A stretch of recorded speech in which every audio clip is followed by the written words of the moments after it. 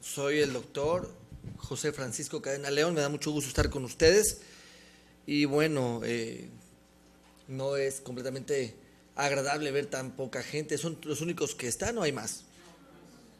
Bueno, entonces ahí les platican lo que se perdieron, ¿no? Que es importante darse a continuación y a los que están aquí de forma puntual, los felicito y los exhorto a continuar con esto. Vamos a ver dos temas hoy que son fundamentales, desde el punto de vista no solamente pediátrico, sino como médicos en práctica, en el consultorio privado y en una medicina institucional. Vamos a ver un tema que es diarrea aguda y diarrea crónica, y los objetivos de la presentación son definir qué es la diarrea aguda, qué es la diarrea crónica, cuáles son las principales causas, agentes, cuál es la forma de presentación más frecuente de diarrea y cuál va a ser el tratamiento. Y el segundo tema será alimentación complementaria, que en la actualidad reviste una gran importancia porque es la estrategia más importante nutricional que podemos tener para prevenir enfermedades prevenibles, obviamente, del tipo metabólico. Entonces vean, diarrea aguda y diarrea crónica. Yo siempre llamo la atención a ver este escenario. La diarrea es una patología que todavía vemos frecuentemente aquí en la Ciudad de México, obviamente en zonas periféricas donde las condiciones higiénicas de saneamiento, disponibilidad de agua potable, la educación, la pobreza, el nivel socioeconómico bajo son los principales factores de riesgo, ¿no? Porque obviamente cuando hablamos de diarrea, hablamos de un fenómeno donde está involucrada la mala absorción de los nutrimentos y por lo tanto una inadecuada utilización de los mismos. Entonces la población que tiene mayor riesgo es la población desnutrida. Y es por eso que la plática que sigue de alimentación complementaria es fundamental. Ustedes deben empezar a pensar en un paciente, no solamente en curar una diabetes, una hipertensión o si tiene un problema de cáncer, sino además hablar del tratamiento y hablar de la nutrición o pensar en la nutrición como un factor fundamental en el tratamiento de las enfermedades. El estado nutricional de cada uno de nosotros es un factor de riesgo para un estado de mala nutrición, ya sea desnutrición u obesidad. Entonces vean cómo la diarrea, al tener un impacto en el tubo digestivo, genera un fenómeno de mala absorción intestinal de macro y micronutrientes, y esto puede exacerbar un estado nutricional precario en un chiquitín, en un niño generalmente menor de 5 años, o en otro niño que esté aparentemente sano, condicionar un estado de desnutrición aguda, y esto hacer obviamente más susceptible de enfermedades infecciosas que van generando un círculo vicioso. La diarrea aguda sigue siendo una causa importante, vean, de mortalidad a nivel mundial. A nivel, obviamente, en niños menores de 5 años, vean, nada despreciable, casi 2 millones de muertes. Es increíble que todavía los niños sigan muriendo por diarrea. ¿Cuál es el tratamiento de la diarrea? ¿Y todos sabemos rehidratar a un niño? ¿Y a un adulto? Entonces pregúntense nosotros, si saben a ver cómo se hidrata un niño, ¿no?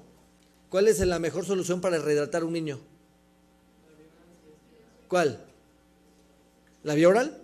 ¿Y cuál es la mejor solución? ¿Y ese cómo está? ¿Cuál es la diferencia entre el vía oral y la solución europea de Espagan, por ejemplo? ¿Cuál es la diferencia entre la solución de rehidratación oral y el agua mineral? Que se ocupa mucho, ¿no? La osmolaridad, ¿y qué otra cosa?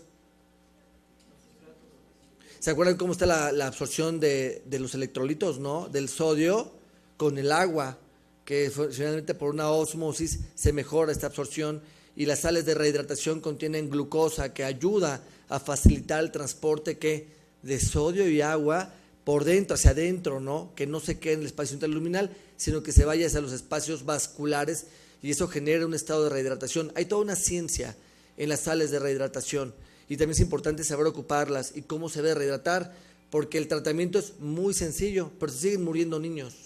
Y ya no solamente va a depender de que yo sepa rehidratarlos, sino que hay factores en los niños que pueden condicionar fenómenos de diarrea continua. ¿Y la diarrea continua qué genera? Se asocia a infecciones y eso genera desnutrición. Entonces el estado nutricional es un papel fundamental, es algo que juega un papel muy importante en esto. Y vean, la diarrea aguda, sobre todo en niños menores de 5 años, tiene un gran impacto social, económico, médico, y su esquema terapéutico es de gran importancia. Hay que saber quién es la población más afectada. Los niños menores de 5 años, ¿por qué? Y depende de qué niño, ¿no? Y dónde viva, y cómo se manejan los alimentos. Pero los menores de 5 años desnutridos tienen más riesgo de ¿qué? De no defenderse de manera adecuada a los agentes más frecuentemente involucrados. Si un niño desnutrido, por ejemplo, un niño de 4 años, ¿alguien sabe cuál es la percentil 50 de un niño de 4 años de peso y de talla? Entonces es importante, no sé cuántos aquí vayan a estudiar pediatría, pero es importante al menos siempre saber cuál es el mejor estado nutricional. ¿Cuál es el estado nutricional adecuado de un adulto que mide unos 70? ¿Cuál es el peso adecuado? ¿Cuánto? ¿Y el IMC cuál sería? Fíjate, como 23, 20, ¿cuál es? Por eso ya hay tablas, Entonces, ¿cuál es el peso adecuado de ese paciente? Y ya no solamente hablamos de peso, hablamos de distribución de grasa, masa magra, ¿no? Índices cardiovasculares, antropométricos, cómo se alimenta. Entonces, todo eso, cuando veamos un paciente, debemos de pensarlo, ¿no? Oiga, ¿qué come? Cuando hacemos la historia clínica, ¿qué come? ¿Cuántas veces come? ¿Cómo prepara los alimentos? Y en virtud de eso está el riesgo. Esos son los objetivos de la plática que ya mencionamos al inicio de la presentación. La diarrea aguda no es más que una alteración, un aumento de los movimientos gastrointestinales, ¿de acuerdo? Que ya ustedes, según la anamnesis, los pueden cuantificar en un minuto. Lo más importante es que si un niño, normalmente en su casa, un niño alimentado con leche humana, ¿cuántas veces come? ¿Cuántas veces evacúa al día? Alimentado con leche humana, ¿cuántas veces hace popó al día? Un bebito. Cada vez que come, ¿no? Entonces, si come 8 veces al día, pues hace en promedio 6 a 8 evacuaciones al día. Entonces, para que ese niño tenga diarrea, ¿cuántas veces al día debe de evacuar? No, oye, si tiene diarrea, oye, y normalmente ¿cuántas veces al día hace el baño? No, pues cada vez que come. Y ahorita, pues lo mismo. Pero si tiene una disminución en la consistencia, es más líquida, si aumenta el número de evacuaciones por arriba de lo que es considerado para él normal, ese niño tiene diarrea. Un niño alimentado con una fórmula o mayor de 1 año que evacúa 1 vez al día, si ese niño tiene 2 o 3 evacuaciones al día líquidas, ¿de acuerdo? Eso es la diarrea. Entonces aquí tenemos el hecho que tengan un aumento en el volumen líquido o en el número de las evacuaciones con disminución de la consistencia, y el periodo de tiempo de una diarrea aguda es menor de 14 días. Entonces, la diarrea aguda se considera una diarrea que se presenta en un niño menor de 2 semanas desde el punto de vista académico, y la crónica es la que dura más de 14 días para cuestión de examen. ¿Sale? En niños nosotros tenemos la capacidad de inclusive pesar las evacuaciones. ¿Por qué? Porque cuando tipificamos el tipo de deshidratación, se habla de una pérdida de peso del 5, el 10 o el 15%. Entonces tenemos que aprender a identificar cuánto pierde por kilo de peso de agua el niño. Entonces aquí vean, en un niño, un lactante sin diarrea, se pueden perder en las evacuaciones de 5 a 10 gramos por kilogramo de peso al día, y cuando tienen diarrea va de 10 a más, de 10 a 15 gramos por kilogramo de peso al día. ¿Alguien sabe cuánto pesa un pañal primera etapa?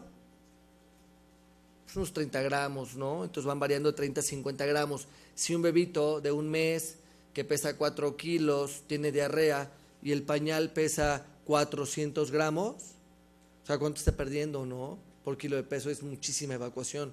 O 200 gramos, por ejemplo. Entonces, sirve para tener una idea de cuánto está perdiendo de agua por la evacuación. Entonces, establece un riesgo también en los niños. ¿Sí me entienden más o menos? O sea, lo que pierde el líquido, ¿no? Entonces, podemos hacer una estimación de toda la descompensación que puede tener un niño. Y recuerden que la diarrea se valora según las pérdidas en tiempo, 24, 48 o 72 horas. Entre más dura la diarrea, más riesgo tiene un niño de tener más complicaciones electrolíticas, sobre todo de sodio. La definición aguda es aquella que dura menos de 2 semanas, de 7 a 14 días. Normalmente no duran más de 10 días. Hablamos de un periodo de diarrea entre 5 y 7 días, asociado con todos los demás síntomas, ¿de acuerdo? Pueden tener fiebre, puede acompañarse de vómito, ataque al estado general, Normalmente, según la causa, si son virales, que vamos a verlo más adelante, son transitorias y mejoran. Hay otra clasificación. Esta, por ejemplo, ya se habla de, ustedes pueden leer en el internet, en publicaciones, la diarrea persistente, que decíamos que es la que dura más de 14 días y no más de 28 días. Y luego la crónica, que duraba más de 28 días. Ahora, desde el punto de vista académico, práctico para ustedes, 14 días va a ser nuestro límite, ¿ok? Agudo menos de 14, crónico más de 14. Pero sí quiero que sepan, si les preguntan, oye, tiene una diarrea persistente, ¿a qué se refiere? Bueno, entre 14 y 28, y hay algunos muy pragmáticos que la diarrea crónica la proponen como más de un mes, ¿ok? Entonces son las dos formas que están publicadas, entonces nadie se pone de acuerdo en esa definición. Desde el punto de vista nosotros en el instituto, sí ocupamos el término diarrea persistente, ¿no? Pero un niño que tiene una diarrea que dura 20 días, pues digo, para cualquiera sería, oye, pues eso sí es crónico en cualquier caso, ¿no? Entonces vean cómo una incidencia, una frecuencia de fenómenos asociados a mortalidad, la diarrea, después, si quitamos las causas neonatales de muerte en los niños menores de 1 año, por ejemplo, o los neonatitos, la diarrea es la segunda causa más importante de muerte a nivel mundial. Esto era hasta el 2005, no se ha modificado mucho, Vean, solamente después de las infecciones de vía respiratoria, o sea que el proceso infeccioso es una causa importante de morbo y mortalidad, y vienen otras, pero esto mata más, inclusive, vean, malaria, parotiditis, VIH-Sida o el trauma en niños, llama mucho la atención. Entonces es importante que ustedes reconozcan esto. En 15 países, vean, esta es publicación o un statement de la UNICEF, en 15 países 75% de las muertes son principalmente en menores de 5 años a causa de la diarrea. En África y sur de Asia 80% son en menores de 5 años. ¿Qué característica tiene? Pues obviamente las condiciones socioeconómicas, de saneamiento, ¿de acuerdo? Principales factores de riesgo, desnutrición.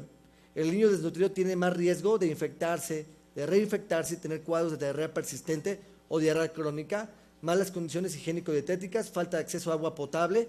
¿Cuál es la definición del agua potable? Según la norma oficial mexicana. Tienen que leer la norma oficial mexicana, ahora estamos más regulados que antes. Es aquella agua que no tiene nada, ni parásitos, ni bacterias, ni virus, ni químicos, ni nada, y que debe ser adecuada para el consumo humano. ¿Alguien de aquí toma agua de la llave? Pues es agua potable. Dicen, ¿no? Dicen. Pero tiene una gran cantidad de elementos metálicos ahí en el agua. Y entonces es muy importante, vean, o un inadecuado almacenamiento de alimentos. ¿Ya hicieron su servicio social? Y sí manejaron en la población la educación alimentaria, el manejo de alimentos, cómo se deben de refrigerar, lavarse las manos. Ese es el papel más importante. Mal pagado, mal remunerado e inadecuado en unos aspectos, pero eso lo deben de seguir haciendo en su consulta. Y bueno, estos son algunos datos que ya lo platicamos, ¿no? De incidencias de muerte en los niños asociados a diarrea aguda.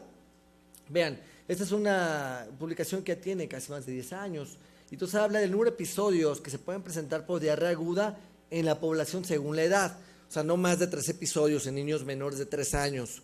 Pero un niño que tiene más episodios recurrentes, oye, tiene uno cada 2 meses, pues, ¿qué niño lo puede tener que tenga diarrea frecuente aquí en la Ciudad de México?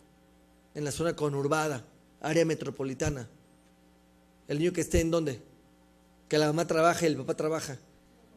En la guardería, ¿no? Y la abuelita la cuida en la tarde. O sea, el niño de guardería se junta con los demás niños y entonces ese niño puede tener obviamente cuadros de infección de repetición. De hecho lo tienen moco todo el tiempo, tos, diarrea. Entonces, ¿por qué? Si no viven en la sierra y lavan todo, bueno, cómo se lava la mis, cómo preparan los alimentos. Siempre en verano cuando hay mucho calor y el alimento se saca, se vuelve a congelar y se saca, ustedes ponen el mejor restaurante y pueden ser presa de eso, ¿no? Agentes causales de diarrea aguda. De virus, rotavirus todavía se documenta como la causa viral más importante, el 20 a 60% como causa de hospitalizaciones más frecuentes. Pero a partir de la vacuna de rotavirus ha ido disminuyendo su causalidad y son los norovirus, enterovirus, norovirus, los que en la actualidad están siendo la principal causa de brotes epidémicos de diarrea infecciosa viral. O sea, si les preguntan cuál es el más frecuente, quizás toda la fecha sea rotavirus, pero uno que está surgiendo es el norovirus como una causa muy importante, y adenovirus y otros enterovirus. Desde el punto de vista bacteriano, Escherichia coli sigue siendo el más importante, ¿de acuerdo? Campylobacter jejuni, Salmonella y Shigella cuando se asocian a diarreas bacterianas, con consumo de alimentos también y algunos casos con sangre. Y parásitos, Giardia lamblia es quizás el parásito de guardería más importante a nivel mundial, ¿de acuerdo? Que causa diarrea crónica, diarrea aguda o diarrea persistente, ¿no? Sobre todo en ambientes de guardería. Rotavirus, vean, todavía está esta publicación que es del 2012. Esa es la agente causal más frecuente en lactantes y preescolares todavía. 70% de las hospitalizaciones. Pero vean, norovirus está surgiendo como una causa muy importante en brotes de epidemia de gastroenteritis. ¿Por qué rotavirus ha disminuido tanta la frecuencia? Por la vacuna, ¿no? ¿Cuántas vacunas hay de rotavirus? 2. ¿Una cómo se llama? ¿Y cuántas dosis se ponen? ¿Y la otra cómo se llama y cuántas dosis se ponen? ¿Y de qué origen son?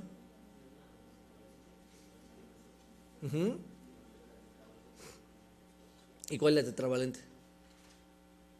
Sí, la fórmula comercial es Rotatec y Rotarix, ¿no? ¿Cuál aplicaron en su centro de salud? La que se aplica a veces en el centro de salud es Rotatec. Y esa requiere 3 dosis y nada más colocamos 2. Rotarix se ponen 2. ¿Sale? Entonces es importante. Pero esa vacunación, ¿hasta qué edad ya no se debe aplicar la vacuna o no es recomendable? Después de los 6 meses, ¿eh? O sea, 5 meses es el border. Aunque en el sector salud estamos aplicando después, pero no más de 5 meses la aplicación de la vacuna de rotavirus. Entonces, vean, ¿cuál es la fisiopatología de la diarrea? Es un trastorno en el transporte de electrolitos, agua y nutrientes con una alteración e inadecuada absorción de nutrientes, electrolitos y agua y un aumento en la secreción y pérdida de agua y electrolitos a través de la pared del tubo digestivo. Y entonces, recuerden que ¿cuál es el segmento del tubo digestivo donde más se absorbe agua y electrolitos? Que es una esponja. ¿Cuál? Intestino grueso, el colon. El colon es una esponja.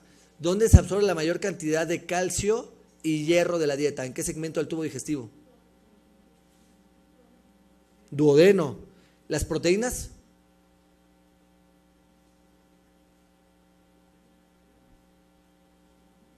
En el yeyuno. ¿Y las grasas?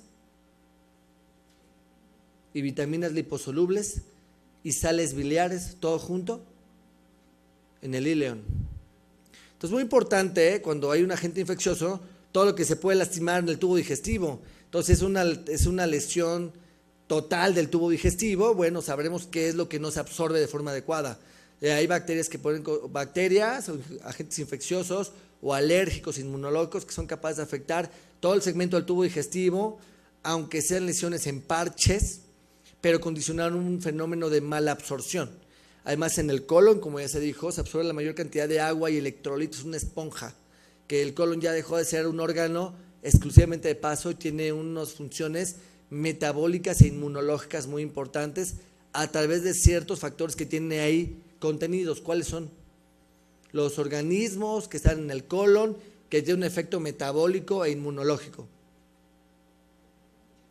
¿Cuál? ¿La qué? La flora colónica, la microbiota. Las bacterias que están en el colon fermentan los azúcares de la dieta a través de un mecanismo que se llama ¿cómo? Las bacterias sacarolíticas, ciclo de Embden-Meyerhof, ¿no? Entonces, esos fermentan los azúcares y producen ácidos grasos de cadena corta.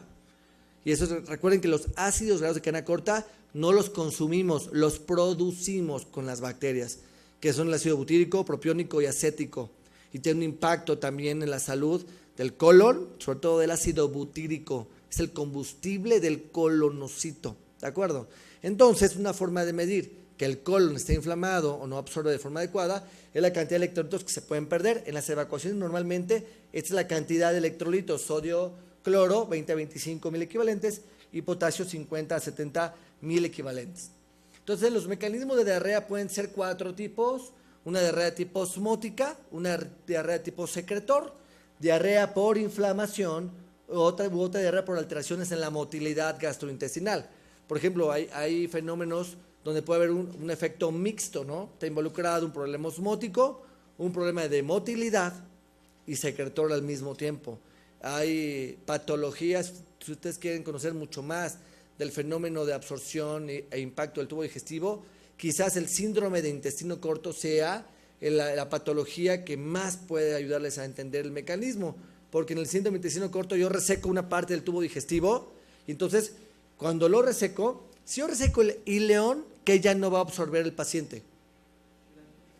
Grasas, vitaminas y sales biliares, ¿no? ¿Y las sales biliares para qué sirven? Para emulsificar las grasas. Entonces tiene una pérdida de grasas muy importante. Además yo corto, y si corto mucho del ileón, entonces el intestino, ¿qué hace? Tiene un fenómeno de aumento de la peristalsis, que es un fenómeno que dura de 2 a 3 meses. Entonces al aumentar la peristalsis, disminuye el tiempo de contacto de los nutrimentos en las vellosidades y en la mucosa, y puede haber una mala absorción también, ¿no? Por esa hipermotilidad. Entonces no hay una adecuada adhesión y se pierden más nutrimentos, pierdo de todo, azúcares, proteínas y grasas. Durante ese tiempo en los pacientes son alimentados exclusivamente, la mayor parte, con la nutrición parenteral total. Entonces tengo 2 mecanismos, osmótico, de motilidad e inclusive de sales biliares. ¿Ok? Entonces son 3 mecanismos en una sola patología. Lo que yo quiero aquí es que ustedes tengan una idea de cómo se deben de pensar. El doctor Jaime Ramírez Bayans, que es jefe de departamento de gastroenterología y nutrición del instituto, tiene un libro que está en la biblioteca del instituto, es del 83, pero todos los conceptos son actualizados. Y vean los mecanismos. El más importante que se señala aquí es el de tipo secretor. Yo les pregunto, rotavirus, ¿qué tipo de diarrea dará? ¿Osmótica, secretora? ¿Cuál de las dos? Vamos a ver, vamos a ver la diferencia de cada uno y luego me van a decir. La diarrea secretora, como su nombre dice, hay un aumento en la secreción, hay pérdida por aumento de secreción de agua y electrolitos. Entonces el paciente que tiene el cuadro infeccioso, y no importa que coma o no coma, tiene una secreción activa, pérdida de esto, con una limitación en la absorción de nutrientes porque todo se está perdiendo, ¿sale? Entonces tiene el cólico y se va al baño y tiene de 15 a 20 evacuaciones un día, coma o no coma, ¿de acuerdo? Entonces hay una disminución en la absorción de agua, electrolitos, tanto en el intestino y en el colon, porque existe un aumento en las bombas del AMP cíclico y GMP cíclico para que se pierdan estas a través de la pared intestinal. Y la causa más frecuente son toxinas bacterianas, de Shigella, Vibrio cólera, por ejemplo, ¿sale? Y obviamente como es un estado asociado a una toxinemia, persiste con el ayuno, vamos a ver la importancia de esto, y al tener esto pues hay una osmolalidad normal, es decir, la pérdida de agua y electrolitos es igual que la del plasma, hace que son muy similares, entonces no hay una gran cantidad de solutos dentro del colon o del intestino delgado, hay una osmolalidad conservada. Es la diarrea de tipo secretor. Las causas más frecuentes, vean, cólera, Escherichia coli intertoxigénica, otros tipos de patologías como ganglioneuroblastoma o bipoma, y otras patologías que son más raras. Clostridium difficile asociada a diarrea asociada a antibióticos, también puede darles una diarrea de tipo secretor. O sea, lo más importante es que son toxinas bacterianas que estimulan el AMP cíclico y existe una pérdida muy importante paracelular de agua y cloro, sobre todo, vean, la bomba se activa, las bombas de cloro, y existe una pérdida activa de estos elementos muy importantes que deben ser también transitorias. Aquí lo tienen, vean nuevamente, esta vía a través de estas bombas, también moduladas por el calcio, hay una pérdida de agua a través de las vías paracelulares y el cloro a través de las bombas, ¿no? Y esta pérdida es muy importante. La diarrea osmótica, como su nombre lo dice, a través de la osmosis. Hay agentes causales como rotavirus y otros virus que pueden condicionar una disminución o atrofia de las vellosidades intestinales. En las vellosidades intestinales, en la punta de la vellosidad, están las enzimas, las disacaridasas, ¿se acuerdan, no? Lactasa, sacarasa, sucrosis o maltasa. Entonces en la punta de la vellosidad están las disacaridasas. Cuando llega la infección viral, puede haber una destrucción de estas vellosidades y se pierde la capacidad de poderlas digerir y absorber de forma adecuada. Entonces, ¿qué pasa? Yo me consumo un jugo artificial, industrializado, que tiene una gran carga osmótica, y además contiene azúcares industrializados, y al llegar al intestino delgado, si no los puedo absorber, ¿qué va a pasar? Llegan casi intactos al colon, y en el colon por osmosis va a tener que pasar agua al espacio intraluminal, ¿de acuerdo? Y entonces, ¿qué más había en el colon que dijimos que fermenta? ¿Qué fermenta los alimentos en el colon? Las bacterias. Entonces ahí empiezan las bacterias a comerse esa cantidad de azúcar y producen gases, ¿no? Entonces, ¿cómo está el paciente con diarrea osmótica? come algo, siente el cólico, se infla y presenta diarreas explosivas, ácidas, que hasta a los bebitos les queman las nalguitas, causan dermatitis del pañal, por ese huele muy ácido, son muy líquidas, por ese producto de fermentación. ¿De acuerdo? Entonces, ellos cada vez que comen, evacúan. Es una diarrea osmótica. Cuando dejan de comer, mejora sustancialmente la diarrea. El ayuno lo puede mejorar. No la quita completamente. El rotavirus contiene una toxina que se llama NSP4, la proteína no estructural tipo 4, que actúa como la toxina del vibrio cólera y también estimula algunas bombas del AMP cíclico, y entonces puede condicionar una diarrea de tipo secretor. Al inicio rotavirus es secretor y después, cuando ya hay lesión de las vellosidades, la diarrea osmótica es la que surge como el principal mecanismo. ¿Sí me entendieron hasta aquí? Y entonces la popó, como es líquida, explosiva, se sale del pañal después de comer, y la osmolalidad, ¿cómo va a estar? Pues aumentada, ¿no? ¿Quién tiene mayor cantidad de solutos en la evacuación? ¿La diarrea osmótica o la diarrea secretora? Pues la osmótica tiene más cantidad de osmoles, ¿no? Y entonces la causa, cuando se asocia a una pérdida de lactasa, es déficit de lactasa, o en otras condiciones, en niños que pueden tener sobrealimentación con jugos, ¿no? Con juguitos, consumen mucho yogurcito, todo lo que tenga algo más de azúcar. Y ahí vean, rotavirus condiciona esto, ¿no? Hay una replicación en el enterocito aquí de rotavirus y condiciona una pérdida de las vellosidades. Vean, esta es una vellosidad. Esta es una cripta de Lieberkühn, y una vellosidad intestinal. Se va perdiendo este rodete de vellosidades, y en la punta de la vellosidad aquí están las enzimas, las disacaridasas. Al existir esta pérdida, pues no va a haber una adecuada digestión o transformación de estas, pasan al colon y estimulan el tipo de diarrea osmótica que tienen los pacientitos. Entonces aquí está, la sección de cloro del rotavirus es por esta proteína no estructural tipo 4. Entonces el rotavirus condiciona 2 daños, ¿no? Una lesión de vellosidades importantes y un efecto secretor a través de esta proteína. Entonces, para resumir, la diarrea osmótica, existe una gran cantidad de osmoles a nivel del tubo digestivo, sobre todo en colon, que condiciona una mayor escape de agua del espacio de menor cantidad de osmoles al de mayor, y condiciona una diarrea acuosa, líquida, vean, de volumen que es moderadamente aumentado, disminuye con el ayuno, y los osmoles son mucho mayores que en la secretora, que esa es por toxinas bacterianas que estimulan AMP y GMP cíclico. Cuando hablamos de inflamación de la mucosa, cualquier otro mecanismo que sea capaz de inflamar, también hay bacterias que inflaman la mucosa, como Shigella, por ejemplo, lo puede inflamar, u otros mecanismos, por ejemplo, alergias alimentarias, enfermedades inmunológicas, como enfermedad de Crohn, colitis ulcerosa, ¿de acuerdo?, que dañan la superficie mucosa y se pierden los mecanismos de protección, tanto el moco que existe ahí, también puede haber lesión de vellosidades. Y entonces, ¿qué tipo de diarrea pueden condicionar? ¿No? Una diarrea que puede ser osmótica, condicionada completamente porque no hay absorción, pero también puede haber otro mecanismo. Hay diarrea con sangre, en estos casos muy importante, y se puede presentarse un aumento en la motilidad gastrointestinal, que es compensatoria completamente. Entonces, vean, el diagnóstico diferencial, como una forma de resumen: la diarrea osmótica disminuye con el ayuno, la cantidad de sodio es menor a 40 miliosmoles, porque hay mayor cantidad de otro tipo de osmoles dentro, pero la osmolaridad es aumentada, u osmolalidad, mejor dicho, y como hay mayor fermentación, el pH aquí sí sirve conocerlo, el pH en las evacuaciones, porque ahora resulta que en los servicios de urgencia viene un paciente con diarrea, y al menos en los servicios donde hay urgencias pediátricas, y toman un pH en las evacuaciones. ¿Qué valor tiene el pH? ¿Para qué les va a servir? Pues para identificar, ¿no?, si es osmótica o si es secretora. Digo, encontrar urobilinógeno o bilis en la evacuación no tiene la mayor importancia, porque la bilis no se reabsorbe el 100% de las sales biliares, es un 95, 98%, pero algo escapa, obviamente, a través de las evacuaciones, porque sirve para pigmentarlas, ¿no?, con el efecto de las bacterias. Entonces, si yo tengo un pH ácido, ¿qué debo de pensar? Que las bacterias están fermentando los productos que no se digieren, y entonces, producto de esa fermentación, se forman ácidos grasos de cadena corta. También hay ácido láctico, ácidos grasos de cadena corta, que disminuyen el pH intraluminal.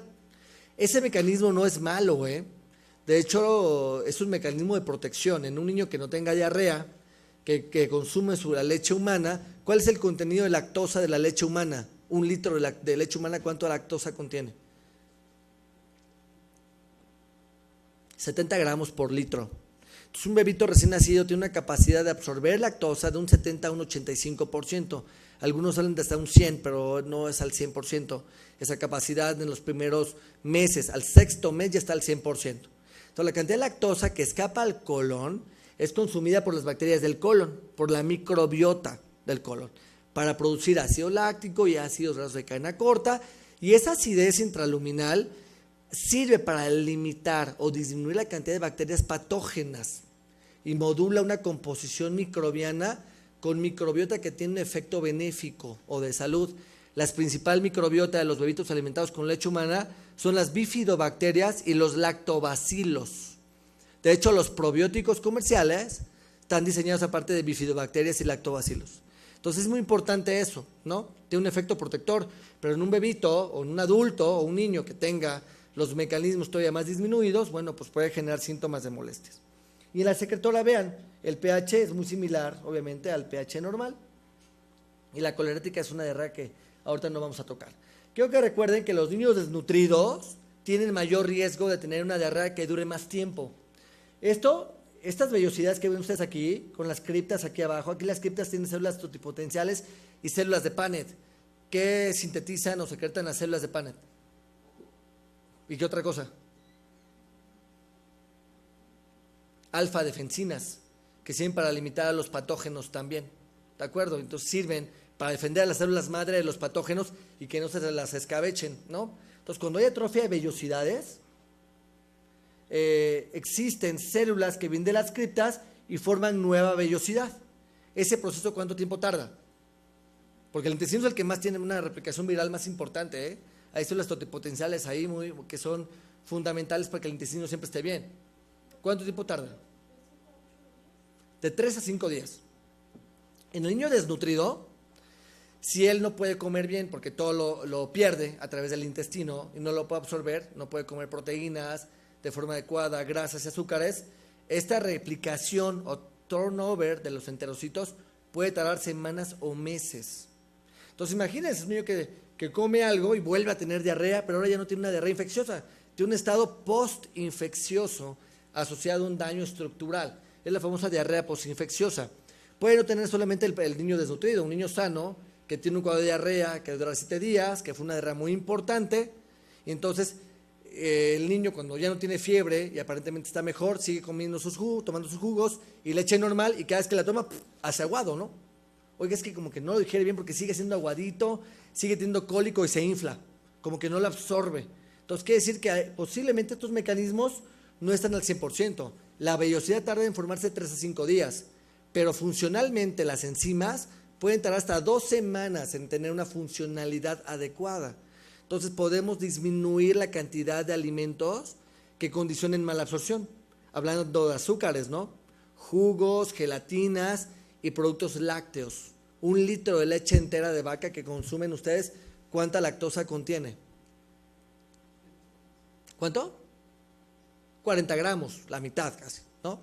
Y entonces, si al consumirla tiene esa molestia, oye, pues darle una leche, en un bebito sería una fórmula sin lactosa. ¿Cuánto tiempo? 2 semanas.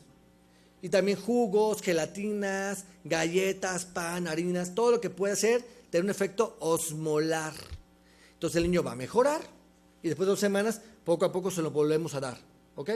Para que entonces recuerden que el intestino tiene enzimas que son inducibles, depende del estímulo.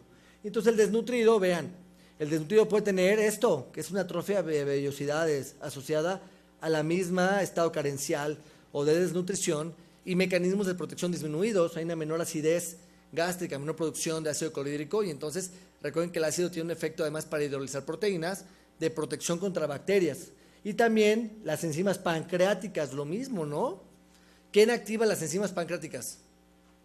¿Qué enzima del tubo digestivo activa al activador de las enzimas pancreáticas? Está en la segunda porción del duodeno. Se llama enterocinasa. Entonces la enterocinasa, el desnutrido también puede tener la disminuida. ¿Y la enterocinasa a quién activa? Al tripsinógeno en tripsina. Y la tripsina activa el resto de las enzimas pancreáticas que sirven para digerir ¿qué? Proteínas, grasas y algunos azúcares, ¿no? Y entonces el desnutrido tiene todos sus mecanismos flat. Entonces él requiere un tipo de alimentación especial. El bebito lactante desnutrido, moderado, severo, con diarrea crónica, posiblemente requiera fórmulas que se llaman especializadas, fórmulas extensamente hidrolizadas de proteínas que no contienen lactosa y que los ácidos grasos no puede consumirlos de cadena larga, porque a lo mejor la enterocinasa no está al 100%, las sales biliares que se producen, si el hilio no está afectado, pues el pool de sales biliares puede estar disminuido también. Y hay otros mecanismos, la proliferación bacteriana es capaz de desconjugar sales biliares y entonces las sales biliares desconjugadas no tienen la misma capacidad de formar micelos y llevárselos a la vía linfática, es mucho menor. Entonces, las fórmulas especializadas contienen ácidos grasos de cadena media. Entonces tenemos ácidos grasos de cadena larga, ácidos grasos de cadena media y ácidos grasos de cadena corta. ¿Quién produce los ácidos grasos de cadena corta? Nosotros, ¿no? Los de cadena media tienen la virtud de que no requieren esterificarse, no requieren juntarse con las sales biliares, sino que pasan directamente ¿a dónde? A la circulación portal. Entonces un niño desnutrido requiere una fórmula especializada para poder brincar todos estos cambios y poco a poco ir modificando su nutrición, ¿de acuerdo? Entonces es lo que hay que ver, y aparte tiene la motilidad disminuida. Esta motilidad disminuida pues puede condicionar que exista una mayor proliferación bacteriana con desconjugación de sales biliares, que puede condicionar una mayor alteración de la función pancreática y es un círculo vicioso.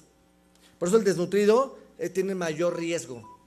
Y aquí lo tienen, disminución en el turnover de los enterocitos, que en lugar de durar días, durará semanas o meses, hipoproteinemia, un sistema inmunológico gastrointestinal que está completamente afectado y lo hace con mayor riesgo de infecciones. ¿Cómo se llama el sistema inmunológico del tubo digestivo? ¿Cómo? Bueno, la placa de Peyer es una estructura donde se encuentra todo el órgano inmunológico, a lo mejor los linfocitos T, con algunos linfocitos B que forman las células plasmáticas, pero todo el sistema inmunológico que está en la lámina propia, ¿cómo se llama? GALT, muy bien, tejido linfoide o intestino. El MALT está en el tracto respiratorio, aparato genitourinario, piel, o sea, está en otros lados, pero el tejido linfoide o intestino, que está integrado por eso, desde receptores tipo TOL, para el que quiera ser inmunólogo, en las células epiteliales, en los macrófagos, lo forma el moco, lo forman las enzimas digestivas, la motilidad intestinal, la permeabilidad intestinal y en la lámina propia todo el cúmulo de linfocitos T, linfocitos B. Eso forma el tejido linfoide o intestino y es donde está el 70% de las células inmunológicas del cuerpo. Por eso el tubo digestivo dejó de ser un órgano nada más para digerir y absorber nutrientes. Es un órgano que en el bebito es capaz de educar al sistema inmune. Entonces, ¿qué es capaz de hacer el sistema inmune intestinal? ¿Para qué sirve, doctores? Acá, porque yo por estas pláticas cobro como 20,000 pesos la hora. Le estoy regalando 20,000 pesos. Entonces, es muy importante, en ese tubo digestivo son 70% del sistema inmunológico. Entonces, el tubo digestivo siempre tiene la obligada función de reconocer lo propio y de lo extraño. Cuando el niño nace, el tubo digestivo tiene todo. Tiene células epiteliales, tiene vellosidades, tiene moco y aquí en la lámina propia tiene todas las células inmunológicas, pero está en cero. Para iniciar su programación de reconocimiento de lo propio y de lo extraño, se tiene que tener un contacto con el medio ambiente. Entonces, cuando nace por el canal vaginal, obviamente se pone en contacto con bacterias de la vagina de la madre, ¿de acuerdo? Y esta, al entrar en contacto con el epitelio intestinal, empiezan a modular, ¿de acuerdo? Y a sensibilizar a los linfocitos T, que son nativos, que están aquí en cero. Entonces, toman una bacteria a través de células presentadoras de antígeno, que se llaman células dendríticas, que inclusive pueden extender aquí pseudópodos y sensan la bacteria y se lo llevan a un linfocitos T y ya lo sensibilizan. Ay, ya qué onda, ¿no? Qué buena onda. Que se van las placas de Peyer y están todos prendidos. Cuando se vuelve a exponer a esa misma bacteria o proteína o virus, ya hay linfocitos T sensibilizados. Eso se llama respuesta inmune adaptativa, la de memoria. La innata es la que tenemos con moco, con macrófagos y neutrófilos que atacan a todo lo que viene, como para limpiar la zona. Pero hay una respuesta inmune de memoria, que es la más importante. Y la innata, o la primera, sirve para modular la adaptativa o de memoria. Limpiar todo lo que no sirve o lo que puede ser un potencial patógeno, y entonces vamos educando el sistema inmunológico. En un niño recién nacido es de vital importancia eso. En un niño desnutrido también, porque el sistema inmune cambia en periodos críticos de la vida, ¿de acuerdo? Desde la gestación, los 24 meses, la pubertad y la tercera edad. Por eso la nutrición nos acompaña toda la vida. Entonces aquí está el epitelio intestinal, que están las placas de Peyer que ya platicaban, con linfocitos T, que idealmente están en TH0, y dependiendo del estímulo, los linfocitos T pueden ser linfocitos TH1, TH2 o T reguladores, ¿no? Lo más importante son los linfocitos T reguladores, porque estos linfocitos T reguladores son los que llevan lo que se conoce ahora como tolerancia oral. ¿De acuerdo? Que es un estado donde no hay una reactividad importante o una hiperreactividad contra los alimentos o las proteínas. Un ejemplo de una enfermedad donde existe una hiperreactividad contra un alimento que condiciona inflamación y atrofia de vellosidades. Enfermedad celíaca, ¿no? Contra el gluten. Entonces es muy importante esto, que es en la actualidad el nicho terapéutico más importante en niños, ¿de acuerdo? Entonces aquí lo tienen, vean cómo la respuesta inmune innata es capaz de modular la respuesta inmune adaptativa. Y entonces, recuerden que en los niños con diarrea lo más importante siempre será valorar la semiología, los datos clínicos y el tiempo de evolución, cómo es la evacuación, si tiene mocos, si tiene sangre, los síntomas o signos de deshidratación, síntomas asociados, y lo más importante es reconocer el estado nutricional. Si es un niño que ya está desnutrido, aguas, Si tiene 4 años, la percentil 50 de un niño de 4 años de peso, ¿cuántos son? Cuando menos 16 kilos, y que midan 101 centímetros. Si el niño pesa 10 kilos y mide 89 centímetros, ¿qué onda con el niño, no? Oye, ¿qué patología tiene? Fíjate que es cardiópata, doctor. Chihuahua, ¿y qué más tiene? No, pues tiene hipertensión pulmonar. No, pues ese niño, sus mecanismos de protección, con ese estado de una diarrea importante, requiere una vigilancia mucho mayor que el niño que no tiene una enfermedad de base. ¿De acuerdo?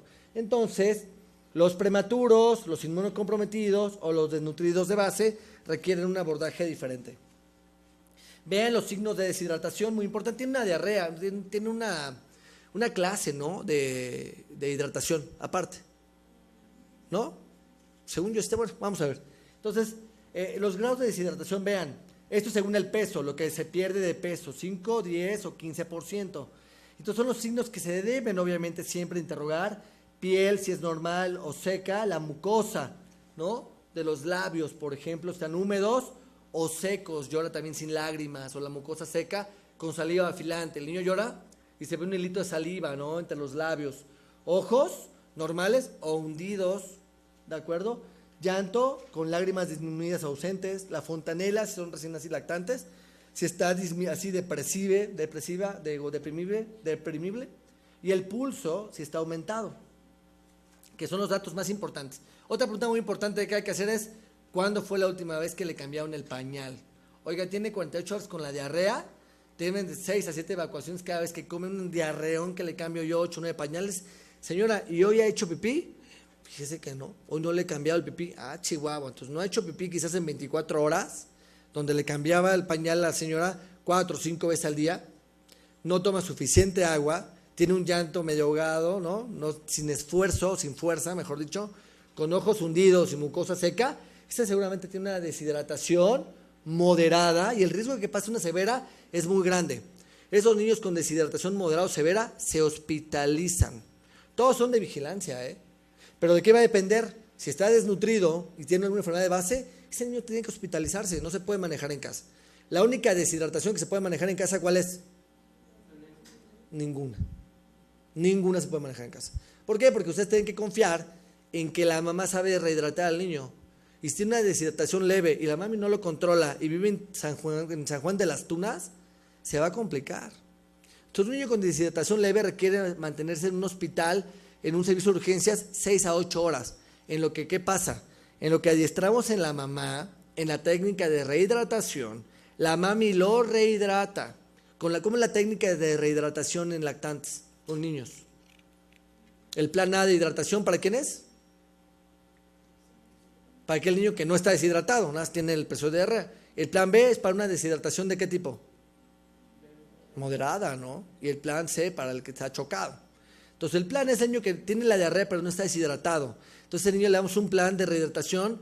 ¿Y cuánto es la dosis del plan de rehidratación? Ahí está. 75 mililitros por kilo para 4 horas.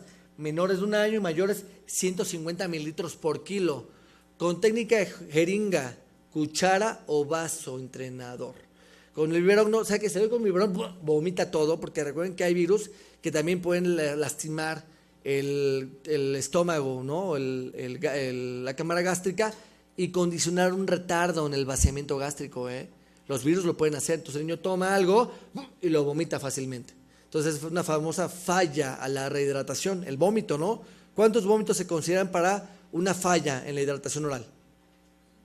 ¿Cuántos vómitos son los que se deben de considerar? En 1 hora. 3 vómitos en 1 hora. ¿Sabes qué? Vomitó y vomitó. ¿Cómo se lo está dando? Pues con la mamila, doctor. No, así, no. A ver, en 4 horas, cada 30 minutos, una cantidad. Si el niño pesa 10 kilos, 150 por kilo, ¿cuánto es?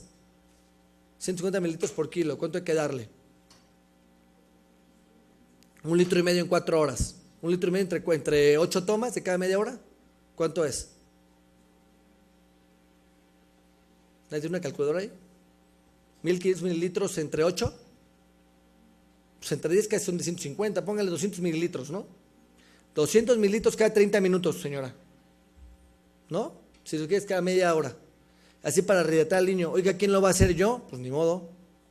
¿Quién es la mami? Además, eso es educación. Para que la siguiente vez que tenga diarrea, la mami ya sabe cómo se va a rehidratar. El plan B está indicado en pacientes con deshidratación leve y moderada. Vean, 100 mililitros por kilo para 4 horas en 8 tomas. ¿Sale? Esto se hace en un hospital o bajo vigilancia médica, en un centro de salud, en un servicio de urgencias. Ninguna se maneja en su casa, porque la mami debe ser confiable, vivir cerca, ya saber cómo se hidrata al niño y el niño ningún factor de riesgo para que se ponga peor. Entonces, si no lo cumple, no se puede ir a su casa. Y el plan C es en pacientes con una deshidratación severa y estado de choque, porque ya estábamos ocupando una vía intravenosa. ¿De acuerdo? Entonces, aquí están las sales de rehidratación, ¿no? La OMS, ¿cómo viene la cantidad de sodio? Que no viene aquí, ¿eh? Así está aquí la OMS. Vean, la cantidad de sodio, ¿cuánto está? 75. Y la nueva europea tiene sodio reducido en 60 y hay incluso 45. Esta reducción en sodio se ocupó para mejorar la palatabilidad de las sales de rehidratación. Todas funcionan muy bien, realmente muy bien. Quizás el mayor contra que tienen es el hecho de que sabe muy salada en los niños, por eso hay que sabérselas dar. Generalmente un poquito fría se puede ocupar y con paciencia. Técnica jeringa, cuchara o vaso entrenador. Entonces aquí está la solución de OMS, tiene 75 miliequivalentes de sodio y la europea tiene 60. Esta es la que en la actualidad estamos ocupando más, la de 60, que tiene un aspecto de rehidratación tan importante como el de 75. Hay componentes en las sales de rehidratación oral, como polímeros de glucosa, hidratos de carbono no absorbibles, aminoácidos, diosmectite, que sirve para aumentar la absorción de todas las bacterias o toxinas. También existen otros tratamientos como el zinc, que este elemento traza se ha ocupado en los mayores estudios, son en pacientes desnutridos en África o en Asia, ¿de acuerdo? Que se proponen dar en menores de 1 año 10 miligramos y mayores 20 miligramos, lo que dura el tratamiento, porque el zinc ayuda a la replicación de la vellosidad intestinal y mejora la función del sistema inmune del tubo digestivo. Entonces sí tiene obviamente, inclusive es de 6 meses, perdón, no la dosis de zinc, lo vamos a ver más adelante. Probióticos, ¿qué son los probióticos? Los probióticos, recuerden, probióticos son los bichos, microorganismos vivos no patógenos. ¿Qué son los prebióticos? La comida de los bichos, carbohidratos complejos no absorbibles. Son herramientas que se han ocupado para mejorar la función del tubo digestivo, enzimático, para modular la composición de la microbiota hacia una microbiota benéfica. La microbiota del colon es capaz de ayudar en la maduración del tubo digestivo, mejorar la capacidad enzimática y disminuir o fortalecer, mejor dicho, los mecanismos de permeabilidad intestinal. En un niño con diarrea, que todo se modifica, yo lo que intento con estos nuevos terapéuticas es que se recupere la función del tubo digestivo, más rápido, mejor y con un efecto más prolongado. Pero se logra también con una adecuada nutrición.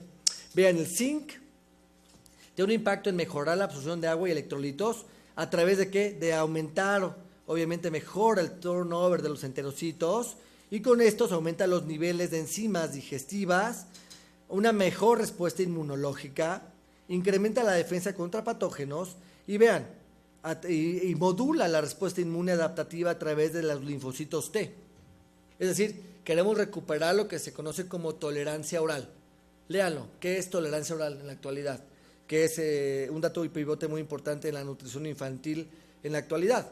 La suplementación de zinc, aquí lo tienen, menor de 6 meses, 10 miligramos al día, mayores de 6 meses, 20 miligramos al día, durante el tiempo que dure el tratamiento, 10 a 14 días. Yo siempre digo, si el niño está desnutrido per se, lo puedo dar un mes, no pasa nada. Pero los estudios de la OMS en población donde ha funcionado son hasta 14 días, porque es el tiempo que dura la diarrea, se puede asociar con otro tipo de terapéuticas si ocupamos inclusive antibióticos en casos que sean obviamente obligados. Pero el zinc está indicado en niños con diarrea aguda, desnutridos, eutróficos, desnutridos, ¿ok? Sí es la opción. El probiótico es un microorganismo vivo, es la definición de la OMS, vivo, no patógeno, que deben resistir todo el proceso de digestión del tubo digestivo alto, llegar al colon y que cuando son consumidos en cantidades adecuadas tendrán o tienen un efecto positivo en la salud del huésped. Es la definición completa. Tienen que aprendérsela completa, ¿no? Porque luego se pueden poner alguna zancadilla. Y entonces vean, deben ser no patogénicos, residentes normales del tubo digestivo del humano, por eso son bifidobacterias y lactobacilos principalmente, aunque ya existen algunas levaduras que también tienen un efecto muy importante como Saccharomyces boulardii. Saccharomyces boulardii es una levadura, ¿de acuerdo? Que tiene un efecto también que es fundamental, y otro es Lactobacillus GG rhamnosus, que son los que más se han estudiado esas dos cepas en el uso para disminución de diarrea aguda y diarrea asociada a antibióticos en los seres humanos. Entonces, por lo tanto, el efecto es especie, cepa y dosis dependiente y tiempo también. ¿Cuáles son las dos cepas que tienen estudios para su uso en diarrea aguda? Saccharomyces boulardii y Lactobacillus GG rhamnosus. Son las más estudiadas, ¿no?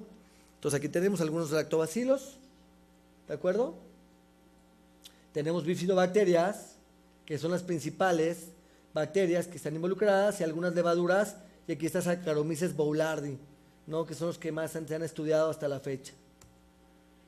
Y entonces recuerden, la tolerancia oral es la suma, ¿de acuerdo?, de tener un tubo digestivo en un adecuado estado de salud, con los mecanismos de protección que estén adecuadamente desarrollados, producción de moco, peristalsis, uniones apretadas, enzimas digestivas, motilidad, inmunoglobulina secretora y defensinas, que estas al estar adecuadas pues, limitan el paso de patógenos que pueden lastimar el tubo digestivo, inclusive condicionar translocación bacteriana, ¿de acuerdo? Y generar una maduración adecuada del tubo digestivo. Entonces, bien, la aplicación de probióticos en diarrea aguda y diarrea por antibióticos, solamente, ¿de acuerdo? Diarrea aguda y diarrea asociada a antibióticos, esas dos.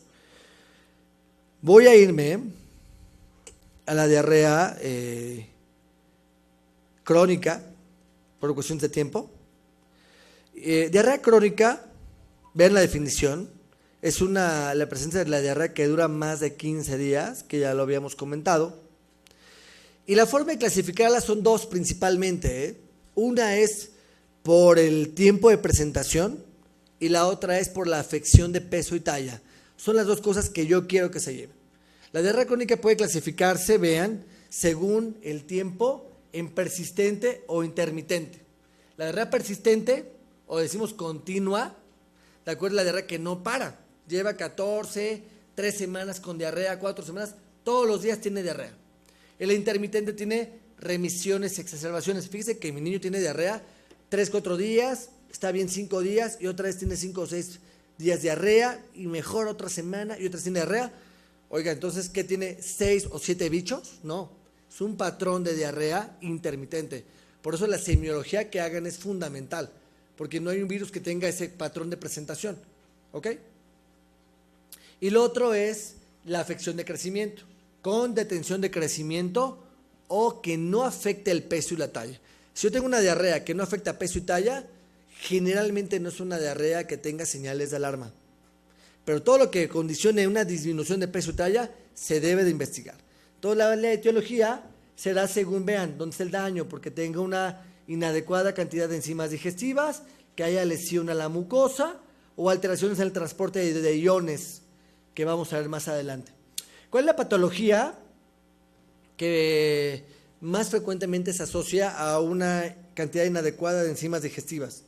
Más frecuente en población caucásica, autosómica recesiva, que condiciona diarrea crónica por una inadecuada cantidad de enzimas digestivas del páncreas. Fibrosis quística, ¿no?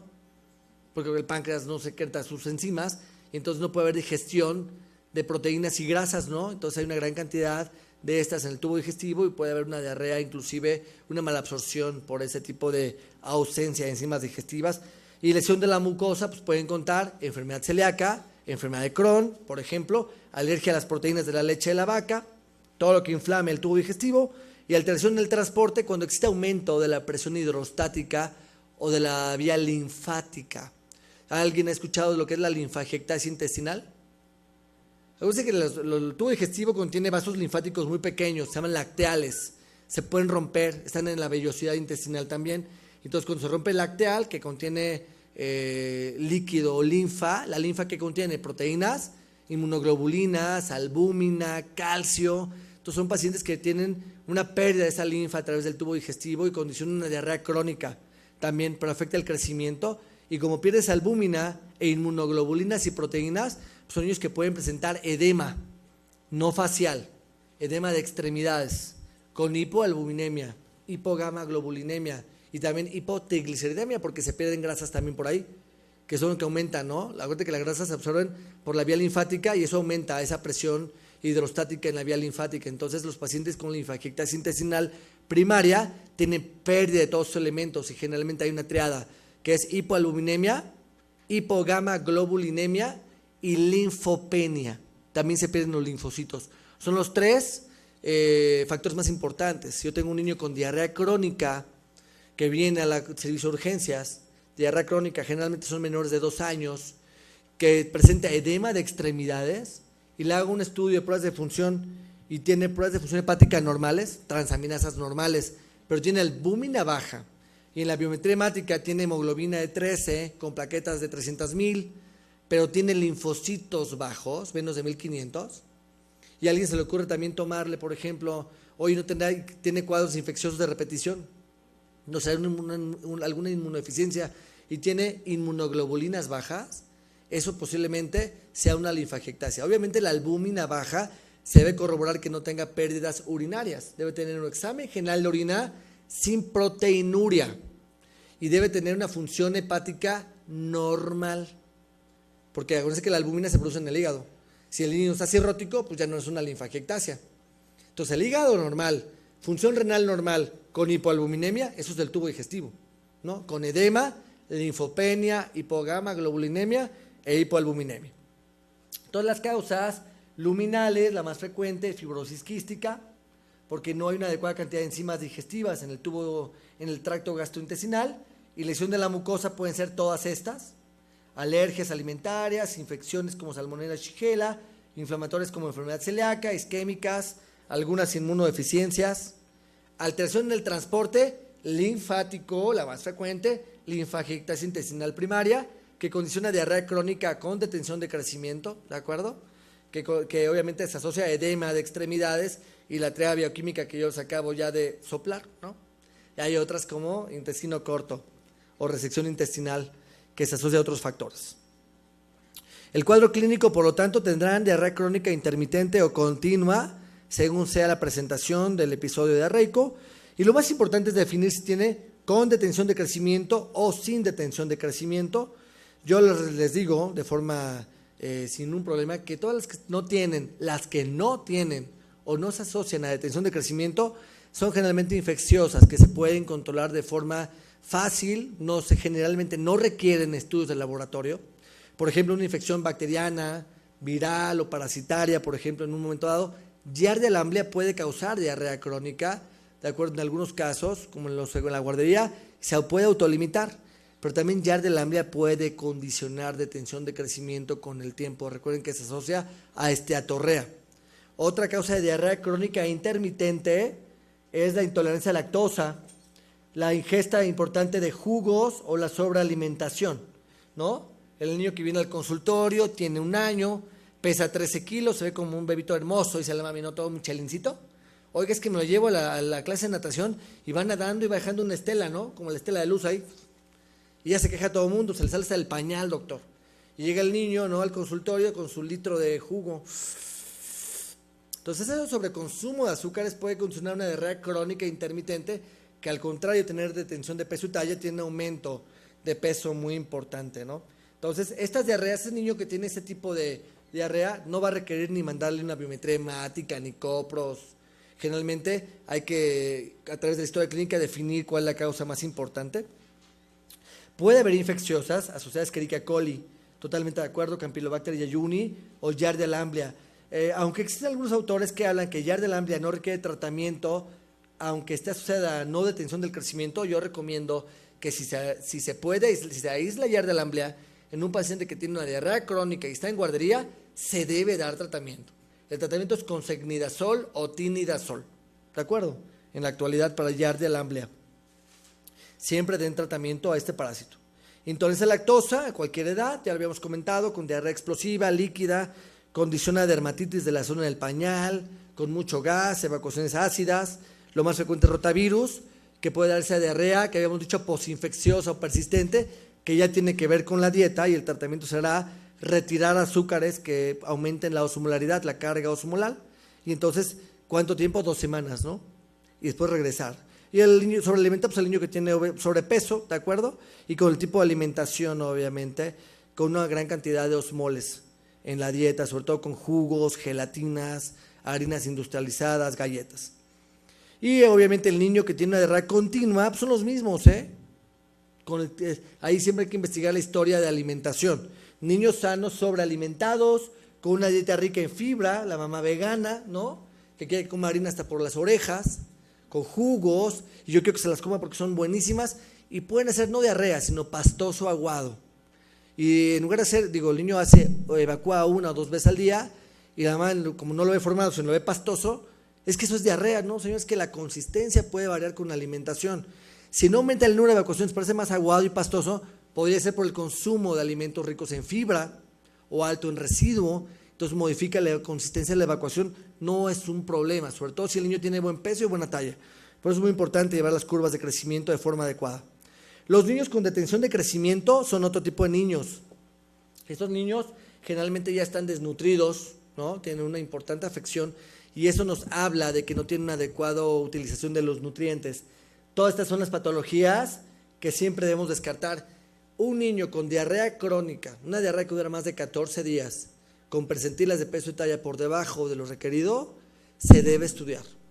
Y hay todo un algoritmo de estudios de primera fase, segunda y tercera etapa, dependiendo las características clínicas. Si viene un niño de 5 años a consulta, con historia de 1 año de evolución, con diarrea, fíjense bien, 5 evacuaciones al día, 2 en la noche, se para en la noche a evacuar, dolor abdominal, y en los últimos 2 meses ha agregado sangrado y dolor articular, ¿cuál sería la patología más frecuente? Tiene diarrea, diarrea nocturna, dolor abdominal, detención de crecimiento y sangrado. Tiene hematoquesia. Eso no es normal, ¿están de acuerdo? Sobre todo la diarrea en la noche es un dato muy importante en la sospecha de una enfermedad inflamatoria intestinal. Enfermedad inflamatoria intestinal, cronocusi. Celíaco generalmente te da a los niños araña, ¿no? Que tienen mucha distensión, están muy emaciados por la pérdida de proteínas. Generalmente no sangra, a menos que tengan una crisis celíaca. Pero por el tiempo de evolución, si el niño tiene 5 años, tiene tensión de crecimiento, y hay algunos datos clínicos pivote. Por ejemplo, en la enfermedad inflamatoria intestinal, la diarrea nocturna es un dato fundamental. Diarrea nocturna con detención de crecimiento, con dolor abdominal, y puede asociarse a sangrado. El que más sangra es colitis ulcerosa, pero el que tiene más impacto en la detención de crecimiento es enfermedad de Crohn. Entonces el valor de saber cómo está afectado el niño. Si yo les pongo el mismo niño con un peso y talla más o menos normal, con diarrea, con sangre y dolor articular, ¿no? Y un papá que tuvo alguna enfermedad inflamatoria, pues yo tendría que sospechar colitis ulcerosa. ¿De acuerdo? Entonces es muy importante. Un niño con un tipo de diarrea, el hecho de que tenga sangre habla de una lesión de la mucosa, muy importante. Entonces ya no pienso en una infecciosa completamente por el tiempo de evolución. Si yo les digo, este niño que tiene un año con la diarrea, ya recibió múltiples tratamientos antibióticos, antiparasitarios, sí, con diarrea por la noche, con dolor abdominal, que lo despierta por la noche y detención de crecimiento, es una enfermedad de Crohn, ¿de acuerdo? Que es fundamental. Entonces, cada uno de las patologías y del estudio diagnóstico va dirigido a la patología que se sospeche. Como dijo aquí el doctor, si yo pienso que el niño tiene un año de evolución y empezó con diarrea al 6º mes de vida, de 4 a 5 evacuaciones al día, líquidas, acompañadas de distensión abdominal y restos de alimento, y empezó el 6º mes que coincide con la introducción, la alimentación complementaria con la introducción de cereales, ¿qué puedo sospechar que tenga? Una enfermedad celíaca, ¿no? Entonces, hay datos que son muy importantes. Si el niño nunca consumió cereales, pues ¿cómo va a tener una enfermedad celíaca? ¿Cuáles son los cereales más asociados a enfermedad celíaca? ¿Cuáles? Trigo, ¿qué otro? Centeno, ¿qué otro? Cebada y avena por contaminación, ¿no? Es muy importante. Toda la fibrosis quística, recuerden, es la patología que se asocia con insuficiencia pancreática exócrina más frecuente y la que más se asocia a una alteración de enzimas digestivas en niños con diarrea crónica y detención de crecimiento. Celíaco, aquí está, diarrea crónica, distensión abdominal, vean niños araña, ¿no? Esta emaciación o pérdida de la masa magra en extremidades, que pueden tener alopecia, pérdida de cabello, una importante distensión abdominal con diarrea y esteatorrea, porque pueden tener mala absorción de grasas, ¿no? Celíaco es capaz de afectar todo el tracto gastrointestinal, todo el tubo digestivo delgado, desde duodeno hasta íleon. Se puede asociar a esto y talla baja. También puede tener problemas de mineralización ósea, muy importantes. Y esa es la presentación clásica en menores de 5 años, pero hay en población mayor que pueden tener diarrea con constipación y dermatitis herpetiforme, además de alopecia y problemas en la reproducción sexual. Entonces tenemos otras, diarrea congénita de enzimas, que esa es extraordinariamente infrecuente, que son las famosas diarreas de la infancia o se fue el nombre, diarrea congénita, que esas diarreas congénitas tienen un inicio en menores de 3 meses. ¿De acuerdo? Es el niño que empieza desde que nació con diarrea y no es posible alimentarlo a través de la vía oral y requiere nutrición parenteral. Un niño que requiere nutrición parenteral total para alcanzar sus requerimientos por más de 3 meses se llama falla intestinal. Entonces son niños que se asocian a falla intestinal por un daño generalmente en transporte de enzimas o de iones del tubo digestivo. Son muy raros. Esta es una imagen de la linfadenectomía intestinal. En la endoscopia se pueden ver estos copos de nieve, se decimos blanquecinos o amarillentos en la endoscopia, y cuando hacemos una serie con tránsito intestinal se ve esta imagen como de apilamiento de monedas, vean, aquí. O de aspecto aserrado, decimos, que son datos, son imágenes sugestivas de linfadenectomía intestinal. En alergia a las proteínas de leche de la vaca, pues se puede asociar diarrea crónica por lesión de las vellosidades. Y recuerden que las proteínas más alergénicas de la leche de vaca son beta-lactoglobulina y caseína y alfa-lactoalbúmina en ese orden, ¿no? Y bueno, en alergia a las proteínas de la leche de la vaca, el dato histológico más característico importante, que no se presenta en el 100% de los casos, pero podemos encontrar una infiltración de eosinófilos en la lámina propia. En la cuenta diagnóstica de eosinófilos en alergia a las proteínas de la leche de la vaca son más de 15 eosinófilos por campo de alto poder. ¿Sale? Son niños que tienen los síntomas al contacto con la leche de vaca, frecuentemente menores de 1 año de edad, asociado con reflujo, llanto, cólico, irritabilidad, distensión abdominal, podrían presentar sangrado. El diagnóstico se establece por la clínica. Se pueden tomar anticuerpos IgE específicos, no totales, IgE específicos de proteína de leche de vaca, Y en una histología, el hallazgo histológico son más de 15 eosinófilos por campo de alto poder. ¿Sale? Y bueno, esta es muy rara, la hipobeta-lipoproteinemia y la clorhidrorea congénita como diarrea crónica intratable de la infancia. Es la diarrea congénita de la infancia. Son muy raras. Y otras anormalidades anatómicas, como el síndrome intestino corto o síndrome de asa ciega, que se asocian a trastornos de motilidad gastrointestinal. Y otros defectos inmunológicos, como deficiencia de inmunoglobulina A o inmunodeficiencias combinadas severas, que involucran el sistema inmune celular humoral, ¿de acuerdo? Hay muchas patologías asociadas a la diarrea crónica. Lo más importante, aquí están las que hemos platicado, las que más importante es identificar esto, vean. Existen fases del diagnóstico, lo más importante es la historia clínica, el examen físico, y todo lo demás estará dirigido a confirmar el diagnóstico y valorar la extensión del daño. Vean, cuando no hay detención del crecimiento, con estudio de la evacuación para conocer la malabsorción podría ser suficiente. Pero si hacemos una adecuada historia clínica, no son necesarias. Cuando hay detención del crecimiento, se piden toda una batería de estudios, por ejemplo, una BH y un EGO, si no tiene proteinuria, el paciente con diarrea crónica y edema de extremidades, no hay proteinuria, y la biometría hemática tiene linfopenia, ¿qué otra cosa debería pedirle? Si sospecho de linfangiectasia intestinal primaria. ¿Cómo? Pruebas de función hepática y esperando que esté baja, ¿cuál?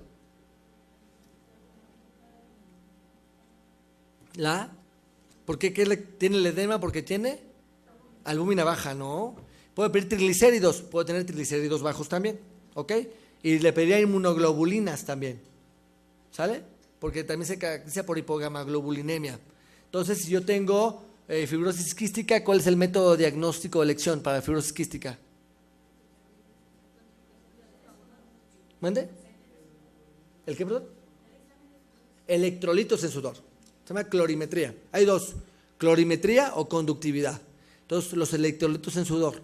Yo pediría a ese niño, si tenemos la mutación, ¿cuál es la mutación más frecuente de fibrosis quística?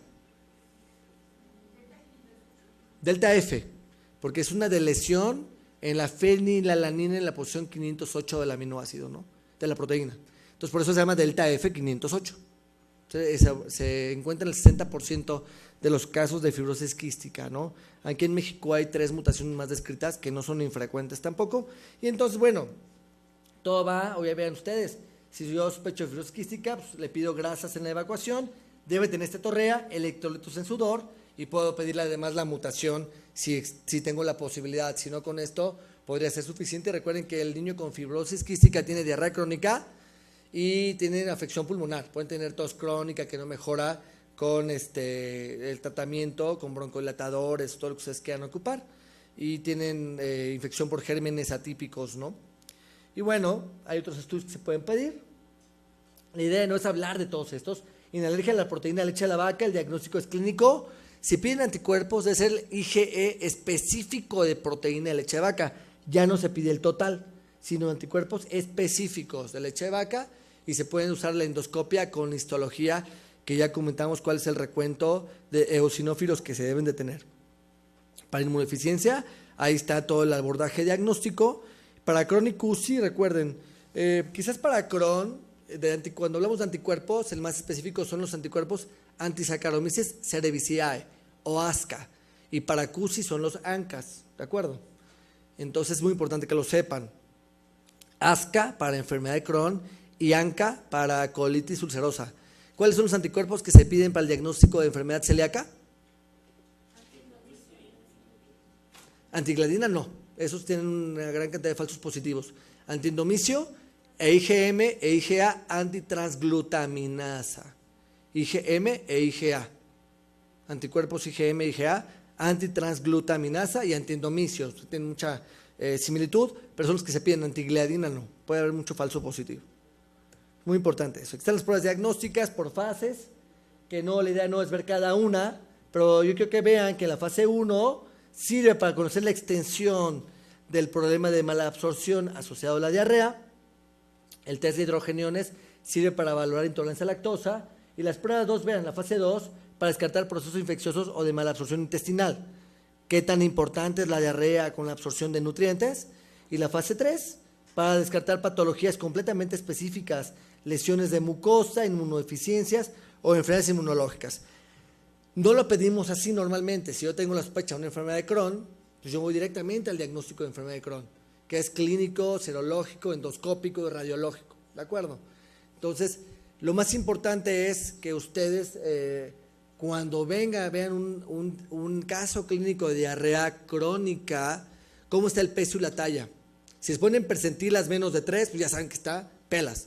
¿Cuándo empezó? Si empezó a los 6 meses, que coincide con la introducción de cereales, ¿qué es? Celíaco. Si empezó antes del año, una diarrea crónica con tos y problemas pulmonares de repetición, ¿qué es? Fibrosis quística, ¿no?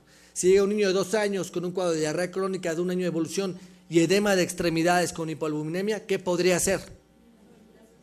Linfadengitis intestinal primaria, descartando que no tenga un daño renal importante y que las pruebas de función hepática estén normales. Y alergia a las proteínas de leche de la vaca y todo lo demás tienen un cuadro clínico, un contexto diferente, ¿de acuerdo? Entonces el tratamiento, recuerden, siempre va dirigido a la causa, la alimentación obviamente, según el daño intestinal. Si es para enfermedad celíaca, pues quitar todo lo que tenga trigo, centeno, cebada y avena. Y bueno, en diarrea crónica y diarrea aguda no está indicado dar loperamida a los niños, no está indicado. Solamente en niños con síndrome de intestino corto, porque ellos tienen un aumento de la motilidad intestinal que es transitoria, pero es importante. Es el único caso de diarrea crónica donde se está indicado ocupar loperamida, en los demás no, porque podemos aumentar la proliferación bacteriana con translocación y sepsis en los niños. ¿Sale? Entonces es muy importante esto. Y la alimentación parenteral. ¿Dudas o preguntas?